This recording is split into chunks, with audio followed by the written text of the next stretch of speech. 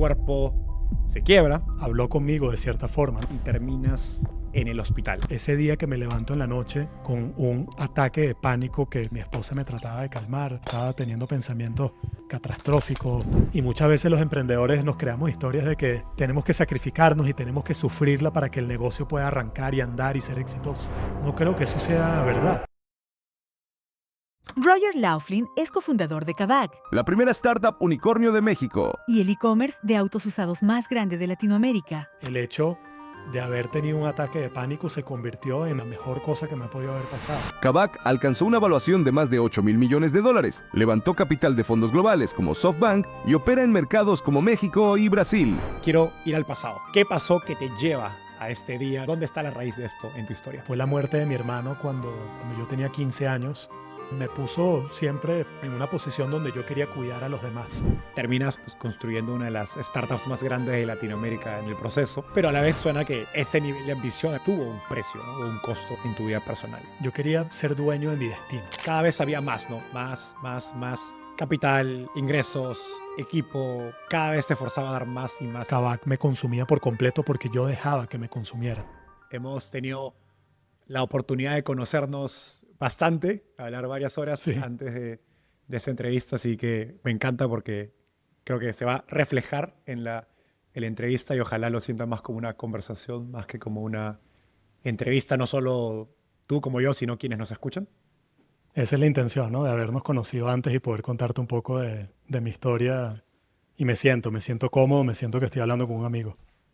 Increíble. Pero vamos a empezar por el clímax. Como estábamos hablando antes, vamos a empezar en la parte más alta, más enérgica de tu historia. Y como te dije, o sea, quiero empezar por ese momento que quizás quienes nos escuchan no se esperan de un emprendedor, creo que del calibre y con el éxito que has tenido. Después de 8 años construyendo Kavak, una empresa que hoy vale miles de millones, ¿no? Con todo el reconocimiento que muchos querrían tener, decides tomarte un descanso, pero justo cuando te tomas esa pausa, tu cuerpo se quiebra, como me contaste, y terminas en el hospital.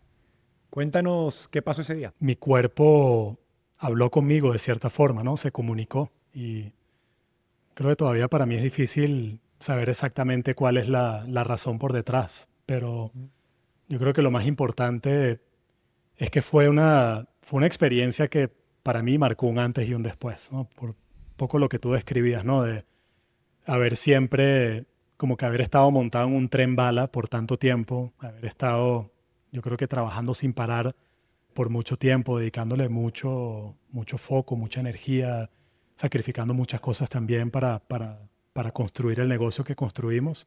Y antes de eso, ¿no? También, cuando salí de Venezuela, me tocó emigrar, me tocó saltar entre países, vivir un poco diferentes experiencias. Y sí, de repente, una noche me levanto y, ojo, esto es como a los 2, 3 meses de estar como en el sabático, ¿no? En esa pausa donde yo pensaba que estaba... entre comillas. Sí, descansando, exacto. Yo pensaba que estaba haciendo todo bien, estaba relajado. Me acuerdo que me estaba empezando a meter en hielo, que era algo que me gustaba. Estaba empezando a hacer ejercicio, jugando tenis, pasando tiempo con mis hijos, con mi esposa. Llevaba a mi hijo todas las semanas al fútbol y haciendo cosas que digamos, antes no tenía la oportunidad de hacer como estaba haciendo.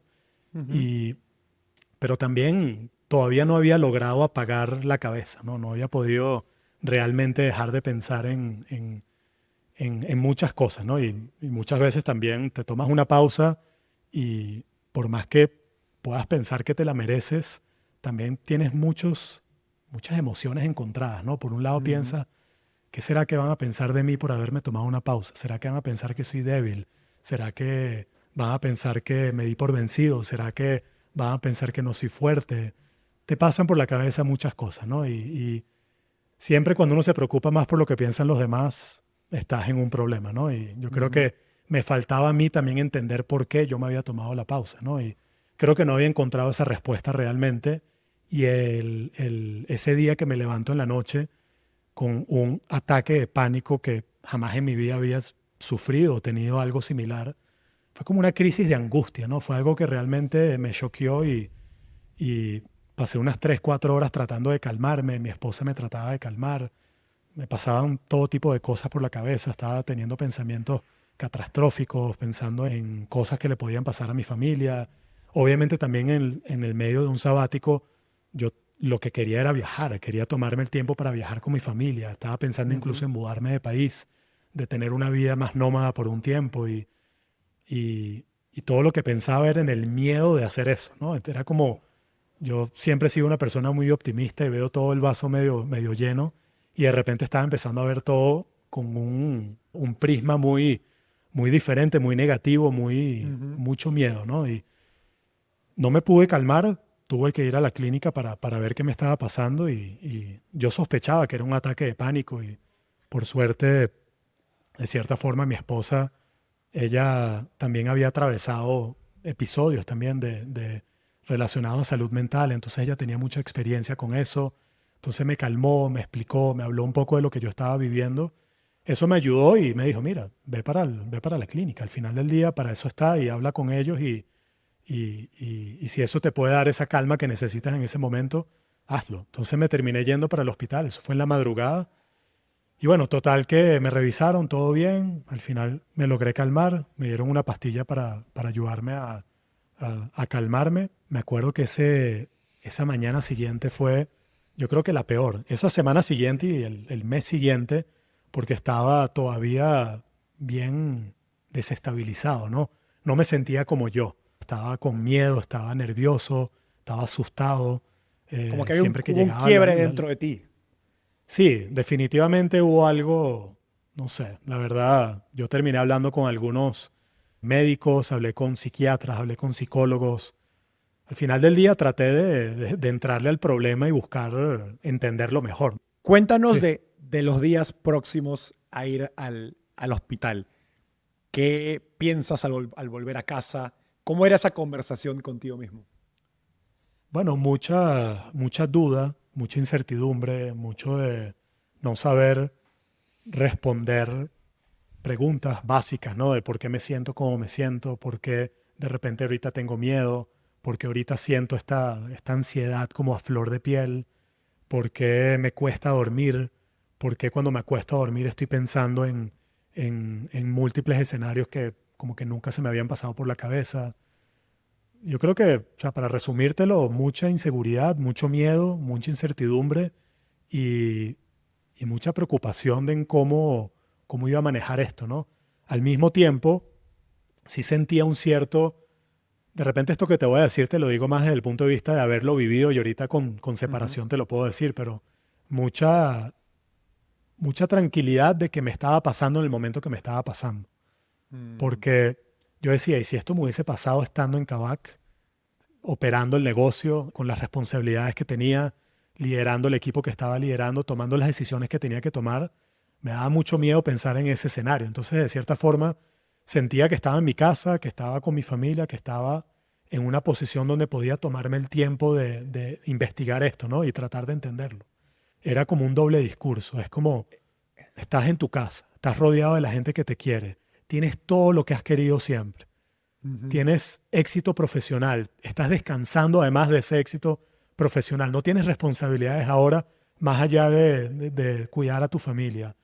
Era Estás como bien una, económicamente, como, estás bien en todos los sentidos, tienes la salud, pero al mismo como tiempo una no me sentía bien. incoherencia entre lo que sentías, lo que ves externamente y lo que sentías internamente.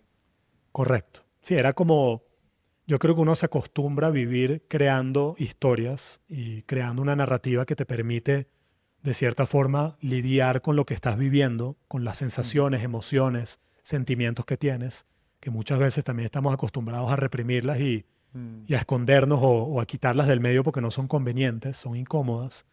Y yo creo que Cargar la mochila.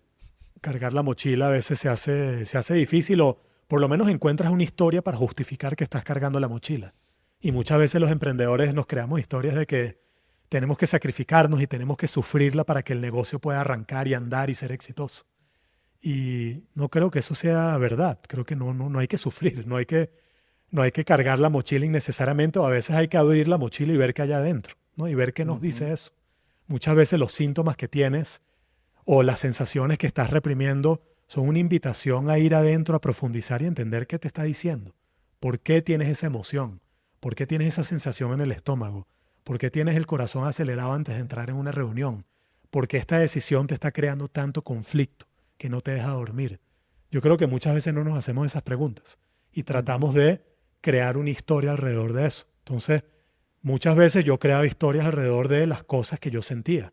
Si yo me sentía ansioso, me sentía a veces nervioso, me sentía raro, me sentía desconectado, de repente yo creaba una historia para justificar eso.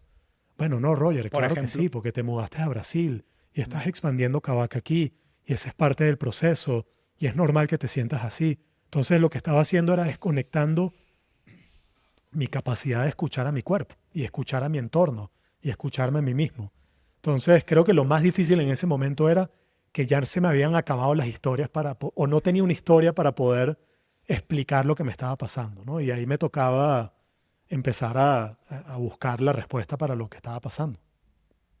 En ese momento en que, como nos cuentas, ¿no? El cuerpo te dice, basta, ¿no? Y es curioso que más que tú decidirlo, tu cuerpo te obligó a parar, ¿no? Y hacerte mucho de estas preguntas. ¿Qué decisiones tomas a partir de ese momento? Yo ya venía yo creo que un año antes del sabático ya yo venía haciendo algunos cambios importantes en mi vida en relación a mi alimentación, al sueño, a hacer un poco más de ejercicio, yo creo que organizar mejor mi tiempo, a organizar mejor mis prioridades. Y lo estaba tratando de hacer, pero estaba fracasando también en la mayor parte de las veces, ¿no?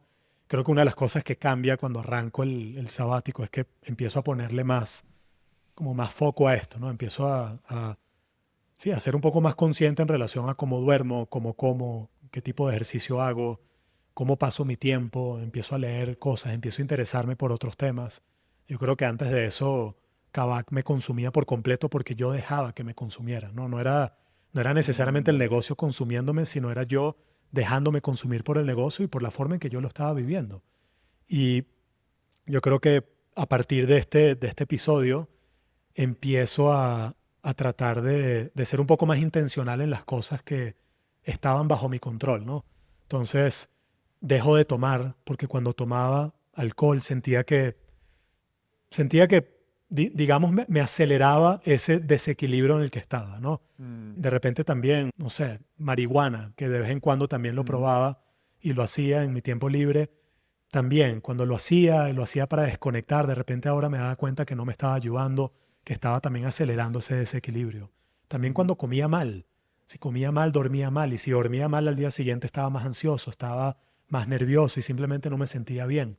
Entonces empecé a controlar un poco más esas cosas, ¿no? Empecé a comer mejor, empecé a dormir mejor, empecé a hacer más ejercicio, empecé a controlar un poco la estructura de mi día y me empecé a rodear de mejores hábitos, ¿no? Y al mismo tiempo, a partir de este proceso de hablar con doctores, con psiquiatras, con psicólogos, con personas de confianza, llego a una conclusión, especialmente hablando sí, digamos, el mundo médico, llegué a la conclusión de que no sé, fue una experiencia bien decepcionante. Me pareció un proceso muy superficial, poco curioso, poco profundo, donde la conclusión fue que me sentí catalogado. Sentí que básicamente me escucharon superficialmente y agarraron lo que yo les dije y lo pusieron sí, en una cajita, ¿no? Y bueno, Roger, me dieron básicamente 3 diagnósticos. Me hablaron de que potencialmente era un tema genético, potencialmente era causa o la razón por detrás de, no sé, como una olla de presión, años y años de depresión, de estrés, de ansiedad acumulada. Y a ver, yo no estoy en contra ni de la medicina y no creo que necesariamente los diagnósticos hayan estado equivocados, pero la forma en que llegaron al diagnóstico me pareció que fue poco profundo. Y justamente el hecho de que tenía más tiempo y de que estaba en una posición donde podía profundizar, decidí tomar ese camino. Porque la solución que me estaban dando era una solución muy de tómate esta pastilla y en un año vas a estar mejor y vas a poder como que estar otra vez en el lugar que quieres estar. Y yo me preguntaba, ¿será que yo quiero estar en el lugar donde quiero estar? ¿O donde estaba antes? ¿O será que hay otro nivel al que puedo ir, ¿no? ¿Será que esto es una oportunidad para profundizar algo que tengo que profundizar?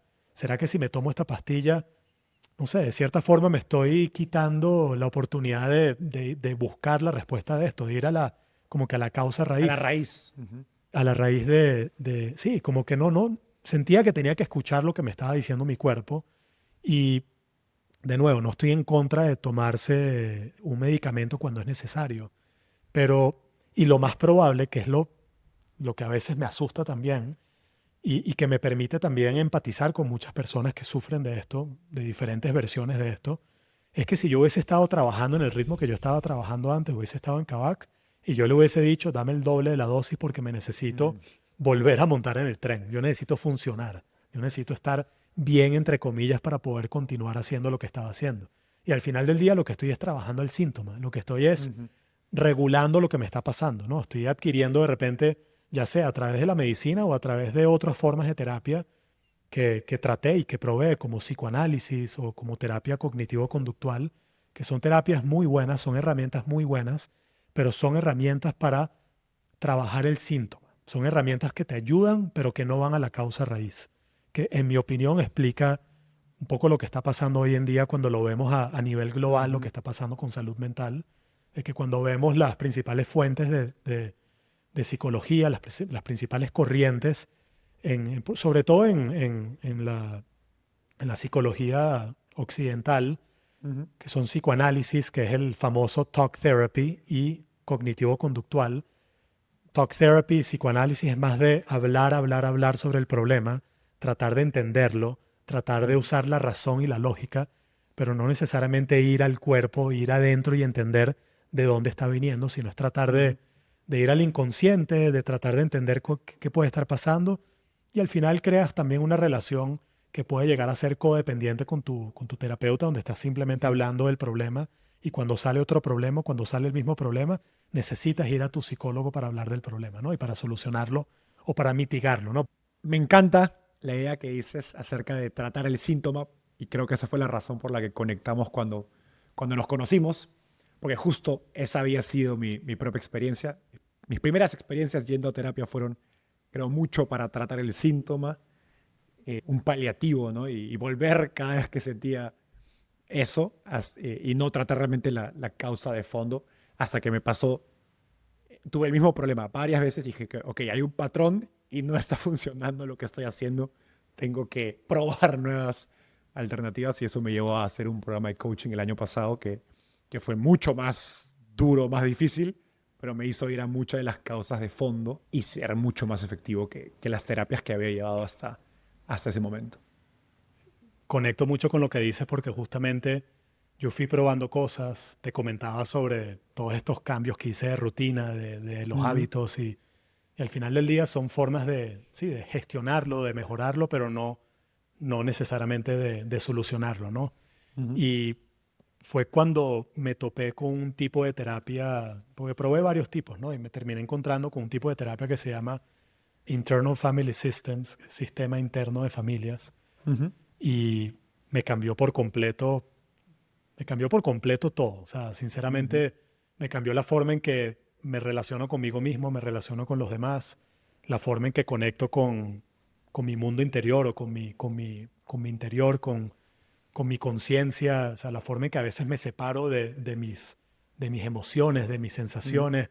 Soy mucho más abierto a la hora también de hablar y soy mucho más abierto a la hora de reconocer las cosas que me incomodan. Ujú. Yo antes era profesional experto agarraba lo que me incomodaba y lo quitaba del medio, lo reprimía, porque no Ujú. me servía, no me era útil en lo que necesitaba Y al final del día, bueno, o sea, hay un libro que me leí recientemente en todo este proceso que me encantó, se llama El mito de lo normal, del doctor Gabor Mate, que es una de las personas yo creo que más avanzadas, más profundas y que conocen más de la materia de salud mental, trauma, adicción.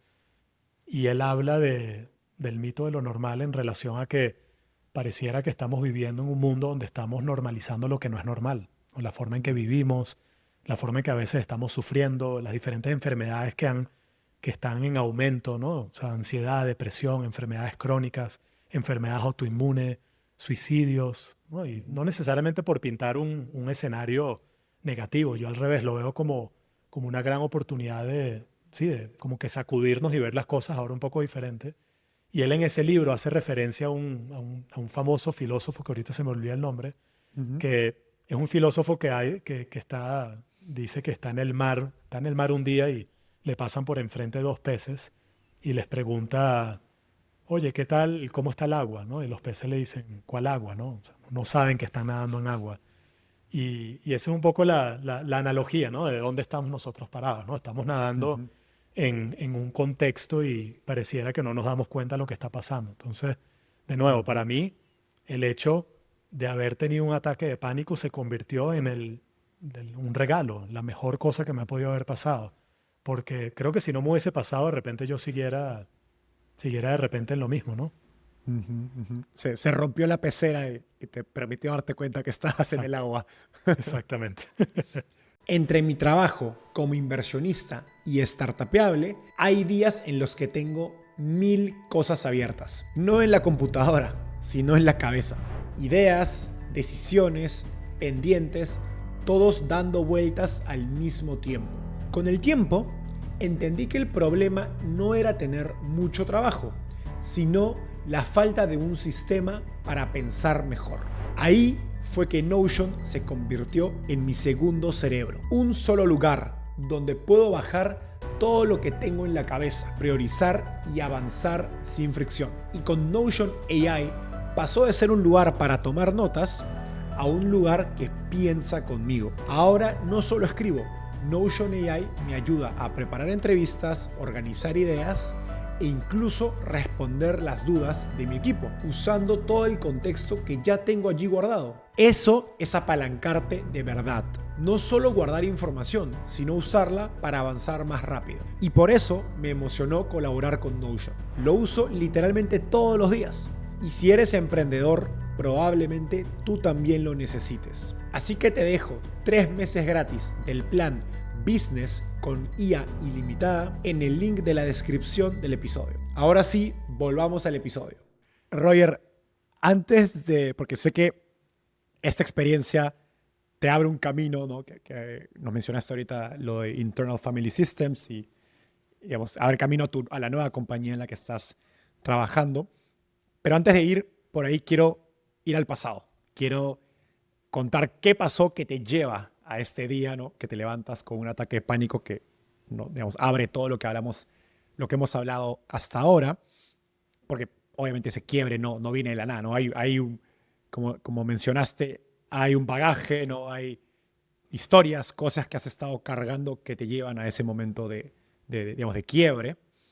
Y me gustaría que nos cuentes un poco de eso, porque creo que probablemente mucho de la gente que nos escucha, muchos emprendedores se van a sentir identificados y probablemente ver reflejados en tu propia historia y ojalá nos escuchen y no lleguen necesariamente al quiebre o no tengan que llegar al quiebre. Aunque creo que a veces esos quiebres nos enseñan mucho. Vayamos atrás en esa línea de tiempo, ¿no? Mencionaste, el problema no era Kavak, no era que estoy creando una empresa y trabajando un montón, sino era que tú te estabas dejando consumir por esa experiencia de crear la empresa. ¿Dónde está la raíz de esto en tu historia? Bueno, yo creo que nosotros somos la combinación de nuestras experiencias, las buenas, las malas, de nuestras decisiones, las acertadas, las no tan acertadas. Creo que todo lo que hemos hecho, todas las cosas que no hemos hecho, nos han traído a donde estamos, ¿no? Y yo creo que también el pasado no es el pasado está en el presente, ¿no?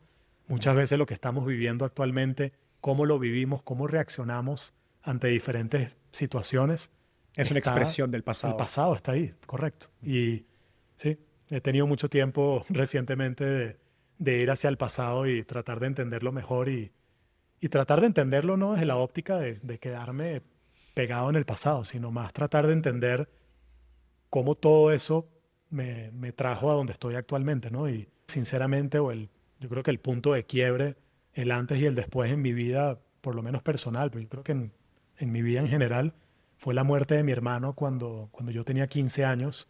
Hasta ese momento mi vida era relativamente normal, buena, feliz, ¿no? Una familia unida, papá, mamá, mi hermano mayor. Luego tenía un hermano menor y una hermana también. Éramos una familia de 6 y de un día para otro me levanto en la mañana y me dicen que mi hermano falleció por un accidente de tránsito y eso cambia todo, ¿no? Eso cambia el curso de mi vida, el curso de la vida de mi familia y definitivamente eso creo que es una gran parte de cómo yo termino viviendo las cosas para bien o para mal, ¿no? Porque a partir de la muerte de mi hermano, eso crea una especie de motor en mí que me lleva a tener el éxito que tuve y éxito relativo, ¿no? El éxito según otros, ¿no? Según la sociedad y según la forma en que nosotros pensamos que el éxito es.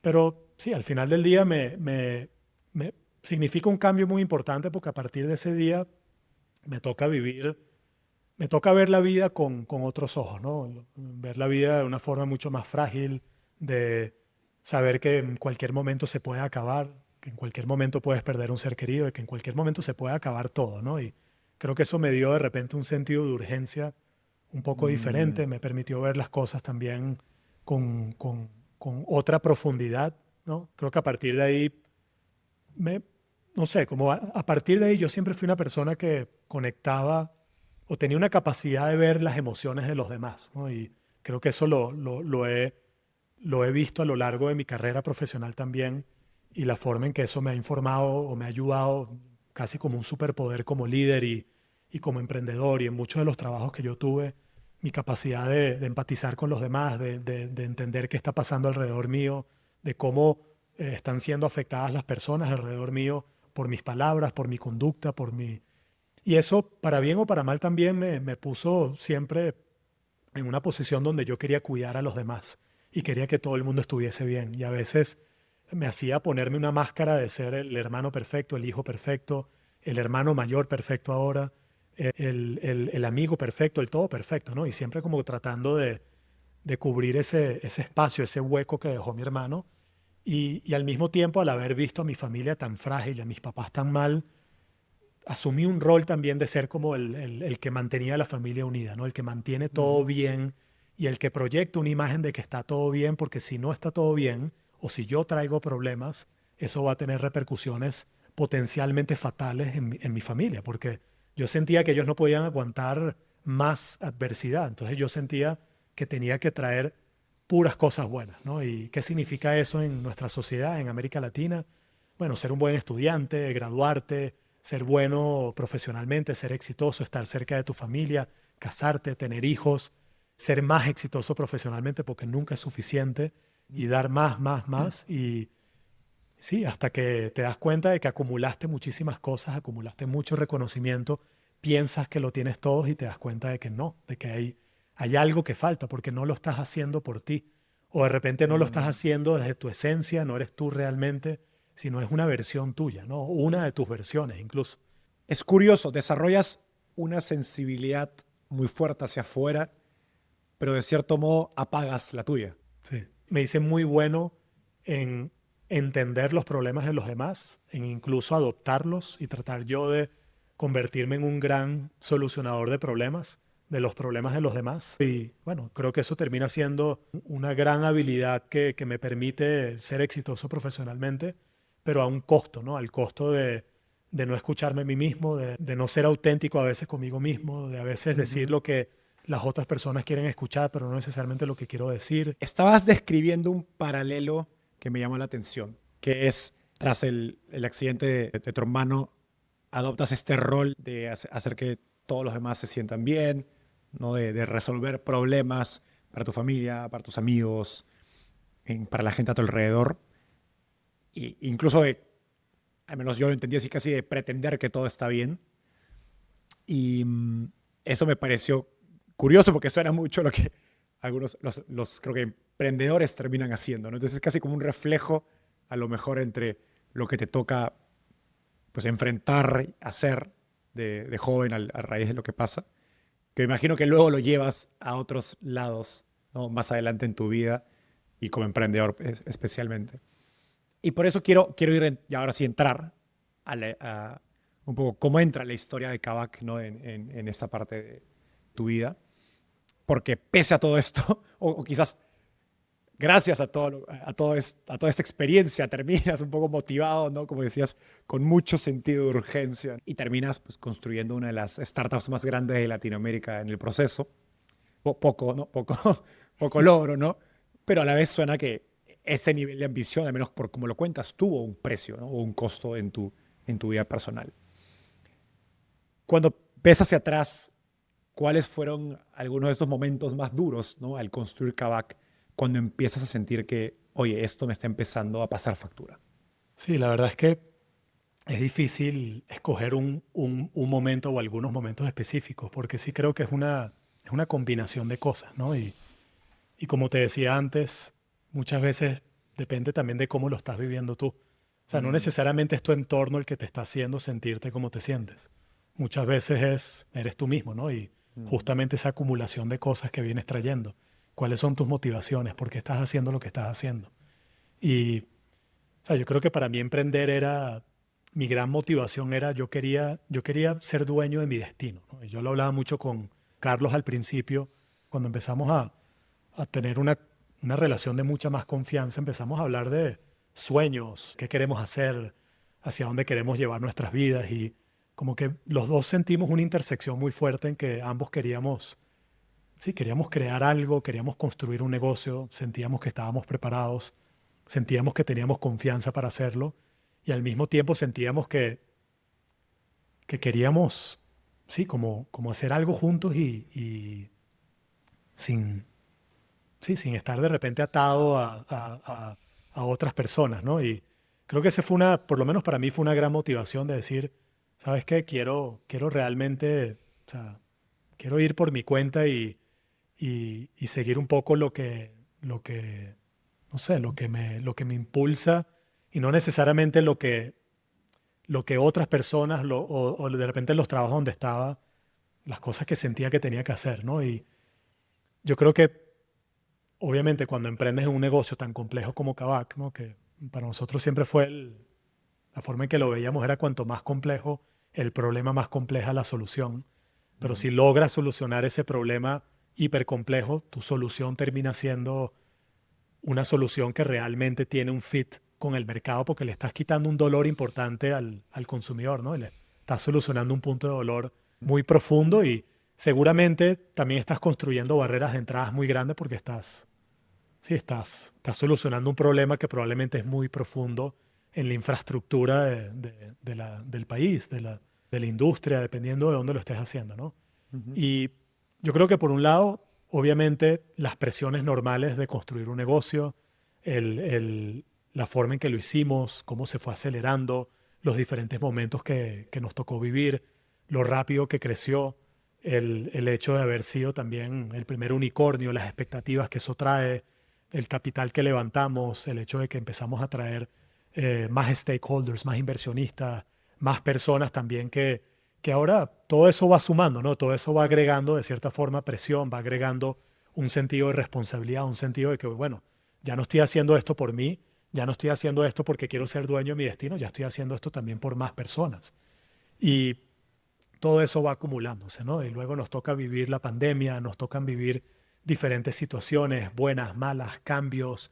Me toca mudarme de México para venirme a Brasil a emprender Kavak en Brasil y luego vivir una época increíble al principio, en ese momento donde estábamos en un contexto mucho más favorable desde el punto de vista económico, desde el punto de vista de venture capital, a luego vivir una situación ya mucho más complicada. Entonces, yo creo que no hay un momento en particular que yo te diga, mira, en ese momento yo empecé a sentir esto y luego en este momento, este otro momento empecé a sentir esto otro, sino creo que fue un build-up que fue siendo un proceso acumulativo donde también, de cierta forma, por el contexto de la complejidad del negocio, pero también la forma en que yo lo estaba viviendo. Lo que acabas de describir es una dinámica de cada vez había más, ¿no? Más capital, ingresos, equipo, países, ¿no? Estabas casi en una rueda, ¿no? Que cada vez te forzaba a dar más y más y más Más de ti. clientes también. Y al Ujú. final, para nosotros siempre está escrito en nuestro credo que cada empleado que entraba en Kavak nosotros le dábamos este credo, estaba impreso en el cuaderno que recibían. Lo hablábamos constantemente de que para nosotros la experiencia de comprar, vender o recibir un carro de Kavak era como si lo estuviésemos haciendo por nuestra mamá. Y eso nos los tomábamos a pecho, yo me lo tomaba muy a pecho. Y para mí, o sea, cuando creces también el peso y la responsabilidad que sentía hacia nuestros clientes era muy grande. Me parece fascinante que le hayan puesto el título de credo, porque al inicio de la entrevista dijiste, construir una empresa, pues a veces puede ser difícil, ¿no? Y hay que sufrirla y nos creamos historias para justificar que tenemos que sufrir. Y casi que el término credo refleja eso, ¿no? Estás creando una misión que tiene muchas cosas positivas, pero que también genera la expectativa contra la que te vas a evaluar como persona. Sí.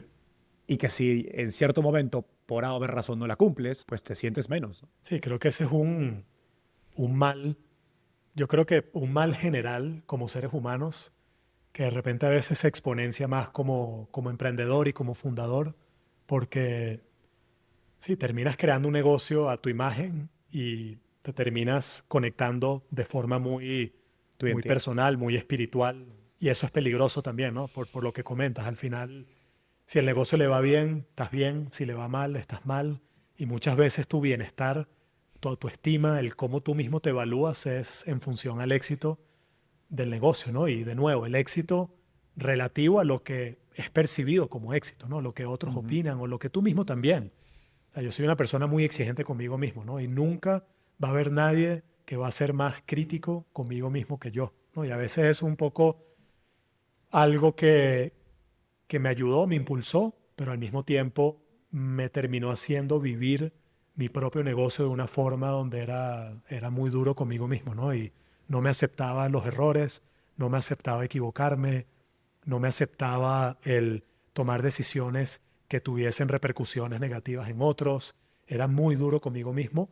Y lo peor era no que era duro conmigo mismo, sino que eso lo vivía internamente y no lo compartía con nadie.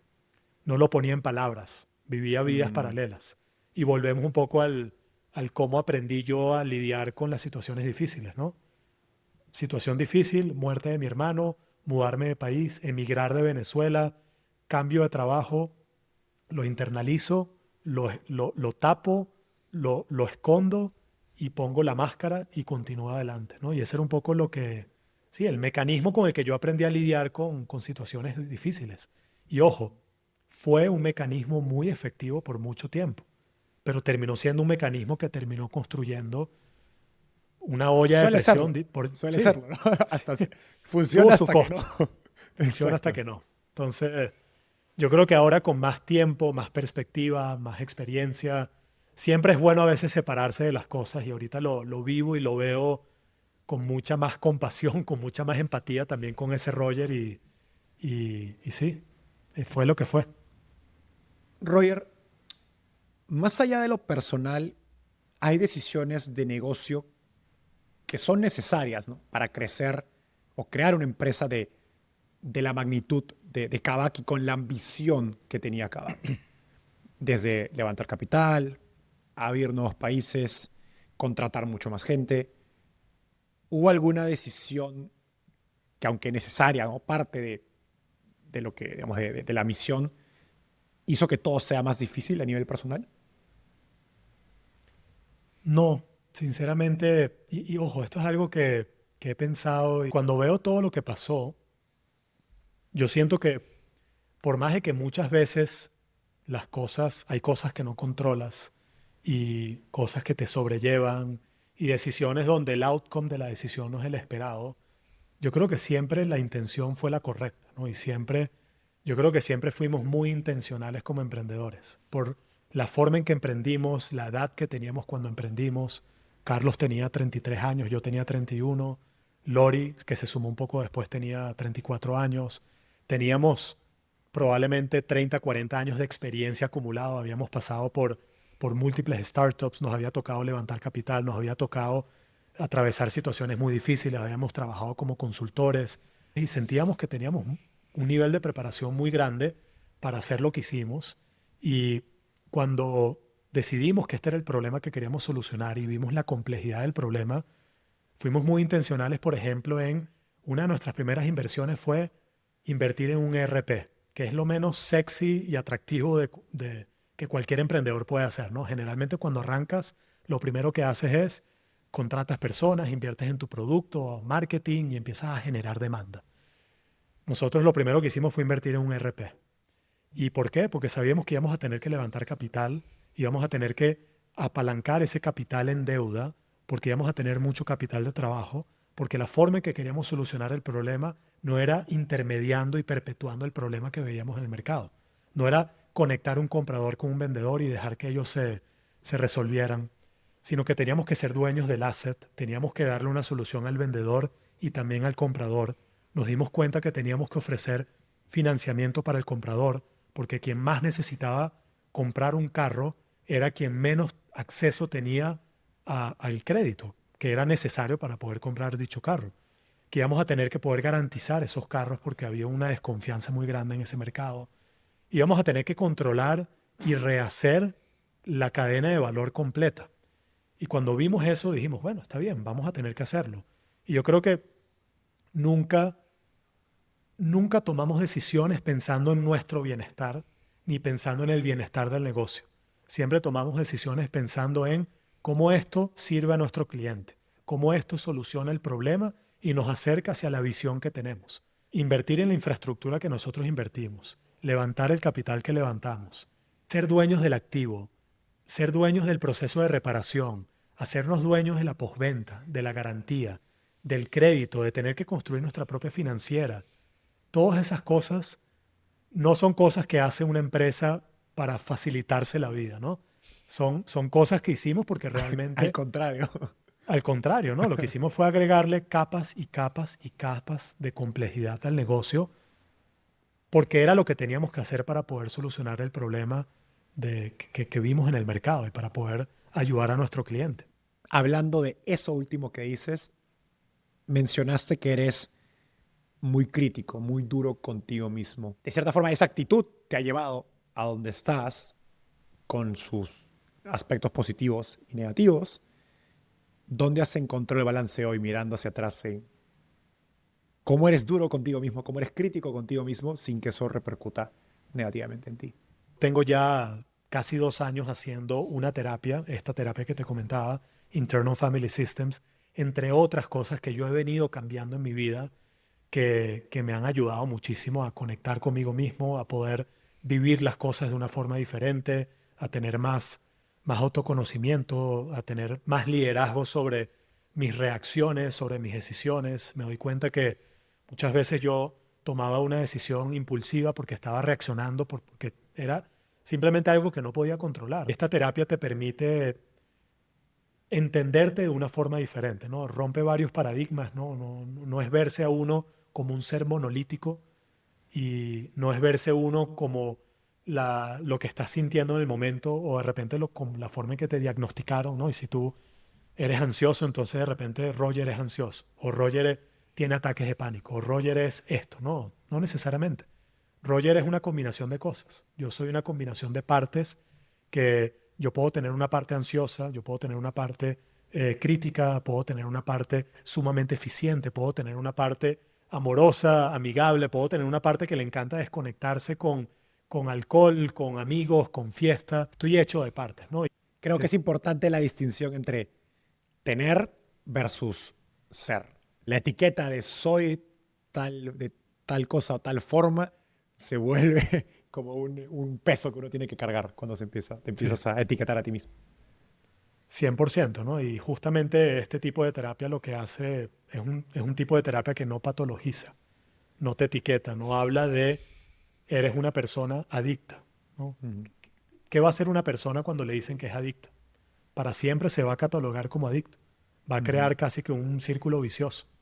Personas que han sido catalogadas con síndrome de ansiedad generalizado o que le han dicho que sufre de depresión y al final del día tú eres lo que te crees que eres también, ¿no? Y a veces te vas creando esa noción de ti mismo y no te puedes separar de eso y empiezas a vivir tu vida y empiezas a tomar decisiones y empiezas a tener relaciones con otras personas desde esa percepción de que eres adicto o de que eres ansioso o de que eres depresivo.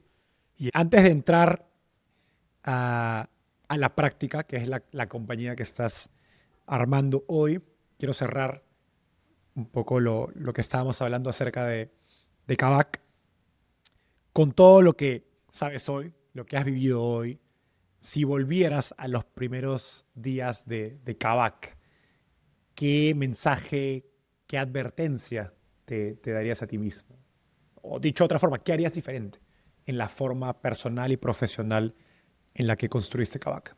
Es una muy buena pregunta y tengo la respuesta casi que en función a la narrativa, ¿no? Y lo que yo pienso que quieres escuchar y lo que de repente la audiencia quiere escuchar, pero al mismo tiempo yo me siento tan afortunado y me siento tan bien con el lugar donde estoy actualmente y Ujú. que me cuesta pensar en que si tengo la oportunidad de volver al pasado cambiaría algo, ¿no? Porque creo que Ujú. si cambio algo de repente no llego al lugar donde estoy actualmente, ¿no? Déjame rehacer la pregunta. Si Dale. estuvieras empezando hoy, Kavak, con lo que sabes, con lo que has vivido, ¿qué harías diferente?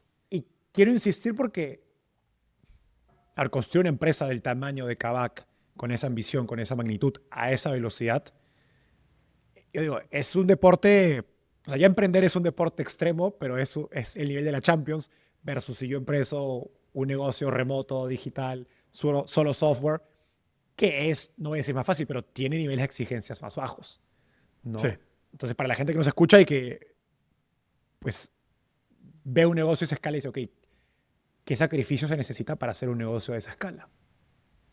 Creo que muchas de las cosas que me estoy trayendo hacia mi negocio actual y obviamente Ujú. yo sigo involucrado con Kavak y me toca también estar a través de Endeavor y a través de algunos fondos donde soy parte como advisor, me toca interactuar mucho con otros emprendedores, ¿no? Y es algo que me gusta y es algo que actualmente siento que tengo mucho valor que agregar justamente porque la forma en que lo veo con esta separación que tengo actualmente de esa experiencia me permite a veces restarle la importancia que muchas veces el emprendedor le da a lo que está haciendo, ¿no? Y creo que lo que yo haría diferente sería justamente eso, ¿no? Es priorizar de forma más inteligente, utilizar mejor mi tiempo, no necesariamente trabajar más horas y trabajar más estresado y más pendiente de todo lo que está pasando, significa que va a haber un mejor resultado o que el negocio va a ir más rápido o que va a ir mejor. Creo que hoy en día Que es difícil, porque cuando las cosas van mal, eso es lo que uno hace, ¿no?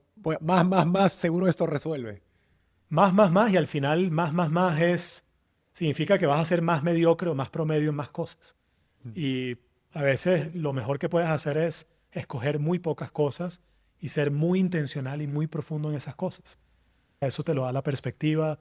Eso me lo da actualmente también, como te comenté, el trabajo que yo he hecho conmigo mismo también, que me Ujú. permite ser más tranquilo a la hora de tomar las decisiones, pausar, escucharme, escuchar mi cuerpo, no reaccionar impulsivamente. Además de que vivimos en un mundo donde todo tiene que pasar inmediatamente, estamos sobreestimulados, nos llega información constantemente.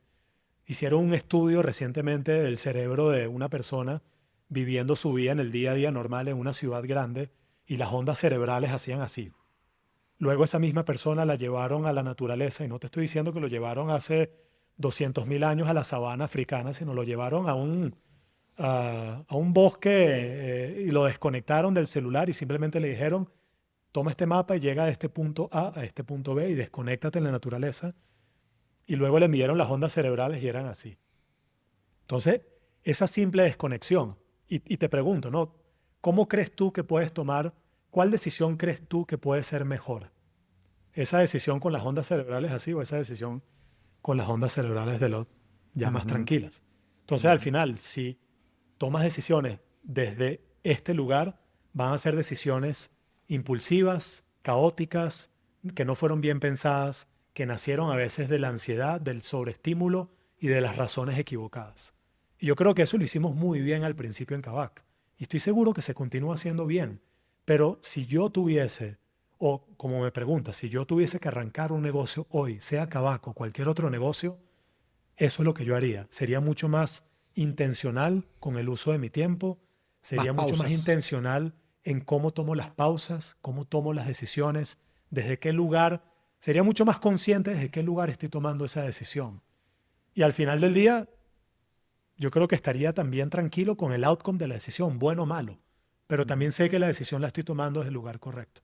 Antes de continuar el episodio, quiero pedirte un pequeño favor. Solo el 21% de las personas que escuchan Startupeable están suscritas a este canal. Si tú no lo estás, por favor, ayúdame dándole clic en suscribirte. Con solo un clic nos ayudas a crecer mucho más de lo que te imaginas. A cambio, yo me comprometo a seguir mejorando la calidad de las entrevistas y seguir trayendo cada vez mejores invitados, como los líderes detrás de Mercado Libre, Nubank, Duolingo, Tienda Nube, Pedidos Ya y más empresas de tecnología exitosas de Latinoamérica y el mundo. Gracias y ahora sí, volvemos al episodio. Me encanta esta idea de las pausas. Justo estuve en Israel hace un mes, irónicamente con todo lo que está pasando ahorita, en un viaje de una semana como un retiro. Y la verdad que, como dices, me puso en ese momento para tomar decisiones, mejores decisiones, y la verdad que no lo esperaba y me ayudó bastante. Así que fue una buena coincidencia. Ahora quiero entrar más hacia esta nueva etapa, ¿no? de tu carrera, donde estás empezando esta compañía llamada La Práctica. En lo que nos cuentas, se refleja que has vivido un poco como que en la cima del éxito profesional, ¿no? Y también has sido hasta abajo, ¿no? Ha sido un momento muy, muy bajo a nivel personal. Sí.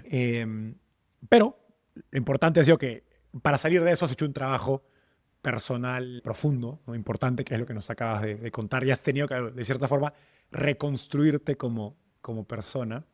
Y hoy estás ayudando a otros emprendedores, a otros ejecutivos a hacer eso a través de la práctica.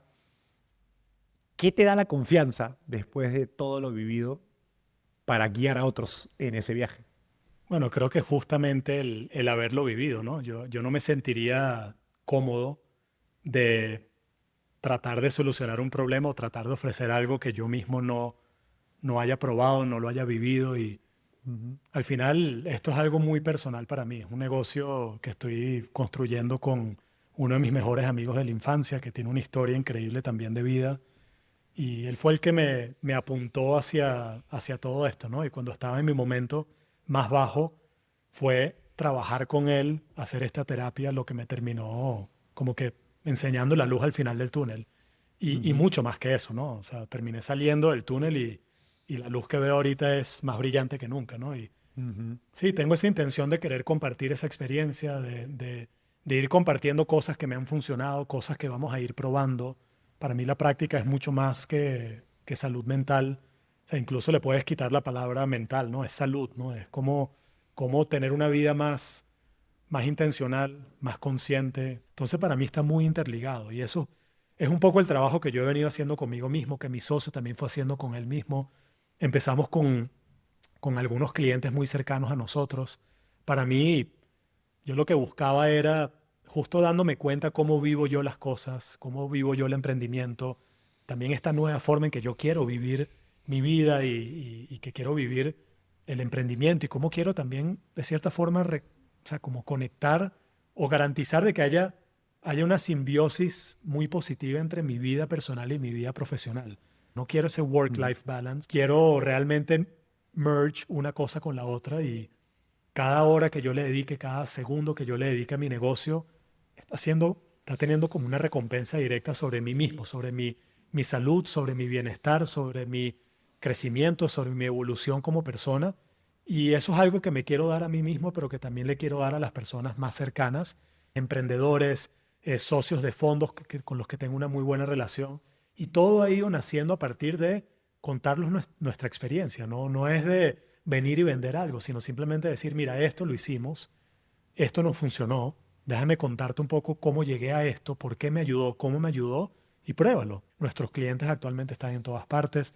Hay clientes en Estados Unidos, hay clientes en México, hay clientes en América Latina, Brasil, Venezuela, Colombia, hay clientes en Europa.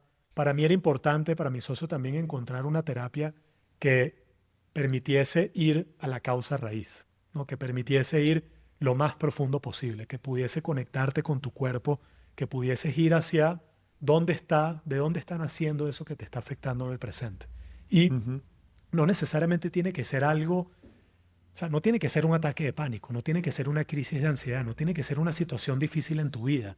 no tienes que haber pasado una situación traumatizante. Puede ser que sí, puede ser que no. Roger, quiero, a partir de lo que nos has contado, profundizar y que nos compartas las herramientas que tú has desarrollado o has aprendido más a nivel práctico a partir de toda esa experiencia. Y quiero empezar con esto, que es, emprender es duro, tiene altibajos por naturaleza, como decías, es un rango, ¿no? Que sube y baja, pero hay una diferencia entre eso y estar pues al borde de un colapso, de una crisis. Y tú hablas mucho de que has aprendido a escuchar tu cuerpo, ¿no? ¿Cómo diferencias un mal día de una señal de alarma real? ¿Dónde está esa línea? No, y muchas veces ni siquiera es una alarma, o sea, no tiene que llegar al punto de escuchar la alarma, ¿no? Sino es las pequeñas cosas que se van acumulando que son las que terminan generando esa alarma, ¿no? Y a veces Ujú. ya es muy tarde, ¿no? O de repente llegas a un punto donde te afecta realmente lo que está pasando. Yo creo que lo más importante es, muchas veces nosotros estamos viviendo la vida, como te comentaba, desde un sobreestímulo constante, ¿no? Y estamos cada vez más desconectados de nuestro cuerpo. Y muchas veces la gente habla del el sexto sentido, del gut feeling. Eso es realmente tu cuerpo comunicándose contigo. Son Ujú. reacciones que tú tienes, ¿no? Entonces, creo que esa capacidad de poder escuchar lo que el cuerpo te está diciendo te va a ayudar a entender justamente eso que tú preguntas, ¿no? Si lo que estoy escuchando, lo que me está pasando es algo normal o es algo que no es normal. Es algo que tengo que prestarle atención y tengo que de repente tomar alguna medida o no. O de repente es algo, o sea, relativamente normal. Y lo normal también es, lo pongo entre comillas, porque muchas veces tendemos a normalizar, como decía anteriormente, lo que no es normal. Y el simple hecho de que tú te puedas separar de lo que estás sintiendo, ya ese espacio te permite ver las cosas con perspectiva, con más conciencia, y eso te permite tomar la decisión adecuada para lo que estás viviendo en ese momento. Muchas veces estas emociones, esta ansiedad, este pánico, esta angustia que estás sintiendo, este vacío en el estómago, este dolor en el cuello, muchas veces son señales, se llama en el lenguaje de IFS, se llama trailhead, son como el inicio de una ruta, de un camino. Y si tú lo persigues con curiosidad, con compasión, con empatía, vas a llegar a entender que eso que tienes ahí es algo que está tratando de protegerte. Es una emoción reprimida que nace del pasado, pero que te está afectando en el presente. Entonces, Ujú, ujú. creo que al final del día la mejor forma de vivir esta terapia, Enzo, es justamente viviéndola. Es una terapia muy experiencial que es muy particular también a cada persona. Pero lo Ujú. que sí te puedo decir es que esta terapia busca llevar a las personas a llegar a un estado donde estás mucho más tranquilo, estás más claro, estás más curioso, estás de un lugar mucho más compasivo también. Puedes ver a las otras personas desde otra forma. A veces de repente puedes estar relacionándote con una persona en el trabajo, ¿no? Que ves que la persona de repente está agresiva, ¿no? Y si te das cuenta que no es la persona que es agresiva, sino que está una parte de ella que es agresiva y que esa agresividad la está protegiendo de otra cosa. Si tú puedes verlo así, la forma en que tú reaccionas ante esa otra persona es completamente diferente. Y la forma en que terminas relacionándote y solucionando el problema que están tratando de solucionar es completamente diferente. Y eso es una herramienta, o sea, súper útil que yo hoy en día trabajo también con algunas personas en su día a día, ya sea en sus relaciones personales o en sus relaciones profesionales. Roger, de todo lo que has explorado, ¿cuál es una o dos herramientas concretas que más impacto han tenido en ti? Esa capacidad de cuando yo reacciono a una situación, sea profesional, sea personal, porque me dijeron algo de un tono, de un cierto tono, o porque usaron un lenguaje que me activó algo en mí, esa capacidad que yo hoy tengo de separarme de esa reacción, de esa emoción, sin que sin que se apodere de mí, es crítica fundamental para yo poder ver las cosas con perspectiva, con tranquilidad, que al final del día termina en una decisión mejor, una decisión desde el lugar correcto, desde la calma, desde la calma, desde la calma, desde la tranquilidad, desde la claridad y no necesariamente desde cualquier sea la emoción que tuve en el momento que reaccioné. Entonces, eso para mí es probablemente lo más importante. Y creo que por otro lado, yo creo que la acumulación de todas estas cosas que yo he venido haciendo, desde esta terapia que me permite estar más conectado conmigo mismo, que me permite tomar mejores decisiones, tener mejores relaciones con las personas importantes alrededor mío, me permite estar en un mejor lugar, eso me permite, de cierta forma, dedicarme, tratarme mejor, hacer ejercicio, me permite alimentarme mejor, como que todo ese efecto compuesto, toda esa acumulación de buenos hábitos me permiten llevar una mejor vida, me permiten priorizar mejor mi tiempo, me permiten ser mucho más profundo y mucho más aware y claro en las cosas que estoy haciendo.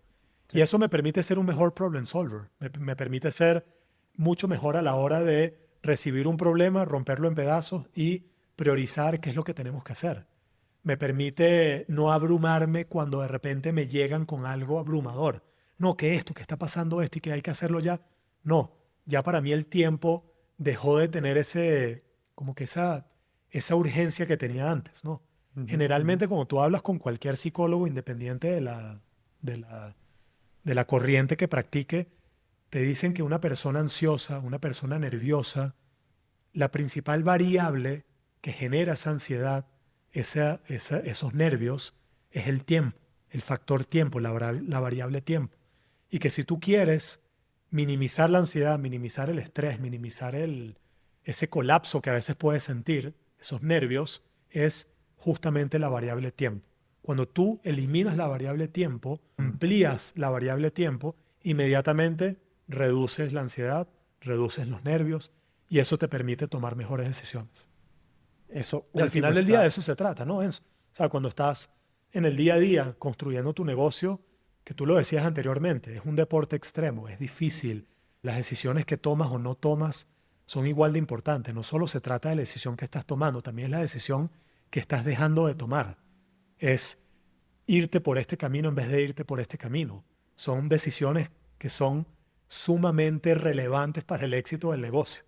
Entonces, quieres tomar esa decisión desde el lugar correcto, desde la calma, la tranquilidad, teniendo claro lo que puede estar pasando, corriendo la película, estratégicamente viendo las consecuencias que puede llegar a tener esa decisión, o quieres tomar esa decisión desde un lugar donde estás nervioso, ansioso, la estás tomando por la razón equivocada, la estás tomando porque crees que la tienes que tomar, porque tú mismo te estás creando también. Esto es muy curioso porque me pasa con muchos emprendedores. Están tomando la decisión porque se están creando un monstruo, un fantasma, algo que no está ahí. Piensan que a la vuelta de la esquina viene algo que los va a destruir o que los va a amenazar. Entonces están tomando la decisión de forma reactiva. Están tomando la decisión desde el miedo, no desde este es el camino, esto es lo que quiero hacer, déjame irme en esa dirección. Roger, hay emprendedores que quizás ahora te están escuchando y ahorita están en un momento similar a como tú estuviste en el momento en que empezamos esta conversación, ¿no? Cuando tienes ese ataque de pánico. A lo mejor están pues pasándola mal por dentro, ¿no? Y funcionando, pero a la vez funcionando por fuera, ¿no? Saben que algo está mal y a lo mejor no lo dicen, no lo comparten. ¿Qué te hubiera gustado a ti escuchar en ese momento? A mí me hubiese gustado escuchar que eso que estás sintiendo no es normal y está bien que no sea normal y está bien reconocer que estás viviendo eso. Eso no es una señal de debilidad. Es más, es una señal de que eres humano y que probablemente el reconocer que estás viviendo eso te va contraintuitivamente a hacer un bien que no te puedes ni imaginar y te va a conectar de forma mucho más auténtica con las personas más importantes alrededor tuyo. Muchas veces nosotros vivimos desde una burbuja, nos vamos aislando cada vez más, como emprendedores especialmente, porque al final del día piensas que las personas no pueden relacionarse con lo que tú estás viviendo, a menos de que sea otro emprendedor. A veces los incentivos no están bien alineados. Eso último lo escucho mucho. No, te Nadie más me va a cuesta, entender. te cuesta hablar de tus problemas porque piensas que no lo va a entender nadie. O a veces piensas que son problemas a veces puedes pensar que es un problema de alguien privilegiado, ¿no? Porque tienes una oportunidad única, tienes capital, tienes un negocio que están dando, que es exitoso o no. Y a veces los incentivos no están alineados, porque de repente hablarlo con tu inversionista, hablarlo con tu board, puede ser una señal de debilidad. Te puedes convertir en un liability. Hablarlo con tu socio a veces puede ser difícil también, porque estás reconociendo, y de nuevo, vivimos en una sociedad donde reconocer esto puede ser tomado como una señal de debilidad. Entonces, ¿cómo lo hablo con mi socio? ¿Cómo reconozco que me está costando? No lo puedes hablar con tus colegas o no lo puedes hablar con las personas que estás liderando, porque también la imagen que tenemos del líder tiene que ser fuerte, tiene que tener las cosas claras, no puede haber señales de duda ni de debilidad. Entonces estás casi que en una posición imposible. ¿Cómo hablo de esto? ¿Con quién lo hablo? Entonces, te Esa es diría, la olvídate sensación de eso. soledad, ¿no? De la que se habla del Correcto. ser CEO, del ser No emprendedor. estás solo. Háblalo, enfrenta lo que estás viviendo y tómalo como una oportunidad única en tu vida de que eso es probablemente una señal de que hay algo que tienes que perseguir. Abórdalo con curiosidad, con la misma curiosidad con la que abordaste el problema inicial de tu negocio. Abórdalo de la misma forma y te aseguro que va a haber una recompensa muy grande al final. Roger, ya para cerrar, me dijiste que, me acuerdo, me mandaste un mensaje de voz antes de grabar hace unas semanas diciendo, la gente podría pensar que mi vida es perfecta por todo lo que he logrado, pero que no existe la receta del éxito y el éxito es relativo, ¿no? Dicho eso, ¿qué mensaje le quisieras dejar a alguien que quiere construir algo grande, de impacto, como lo fue Kavak, pero sin sacrificarse en el camino? Qué difícil, ¿no? Porque así como el éxito es relativo, creo que la felicidad también es relativa a cada quien. Yo lo que trataría de decir es, Y se siente o sea, como que es un costo necesario. sí, y de cierta forma yo creo que todo en la vida, ¿no? Y no hay que tampoco no correr hacia la adversidad. Yo creo que la adversidad es lo que más nos enseña. Entonces, a ver, yo creo que hay que caminar el camino, hay que vivirlo, hay que equivocarse, no hay que tenerle miedo a equivocarse y no lo hagas por más nadie, hazlo por ti. Ten claro de por qué estás haciendo lo que estás haciendo. Trata y ahí voy hacia el por qué estoy haciendo lo que estoy haciendo hoy en día y por qué hoy me siento feliz, me siento contento, me siento realizado, porque estoy pudiendo hablar contigo, Enzo, desde un lugar completamente genuino. O sea, estoy siendo yo, no estoy siendo una versión de Roger, no estoy contándote una historia, no estoy diciéndote lo que quieres escuchar, estoy hablando bien, estoy hablando mal, me equivoco en algunas cosas que digo, pero no me importa. Al final del día estoy siendo yo. Y yo creo que eso es lo que yo trataría de recomendarle a todo el mundo.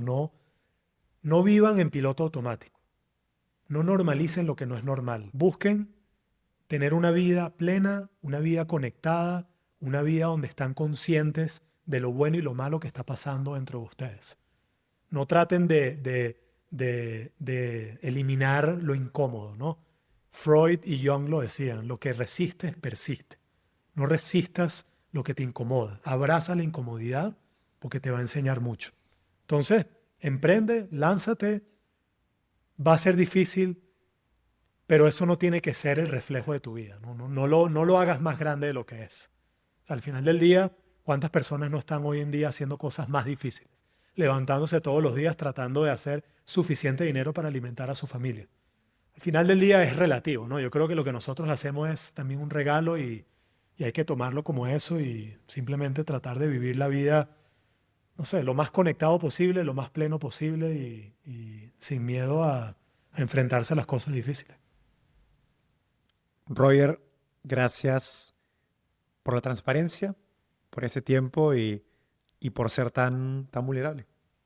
No, Gracias por gracias eso. a ti, Enzo, por el espacio y nada, ojalá resuene con alguien y bueno, encantado de que me hayas dado la plataforma para poder compartir todo esto. Gracias. Gracias por acompañarnos hasta el final del episodio. A diferencia de un inversionista, no te cobramos por nuestra sabiduría, pero Para poder seguir creciendo, necesitamos de tu ayuda. Así que comparte este episodio con tus amigos emprendedores. Y si quieres recibir el resumen con lo mejor de todas nuestras entrevistas, no dejes de suscribirte a nuestra newsletter dándole clic aquí. Nos vemos en el próximo episodio.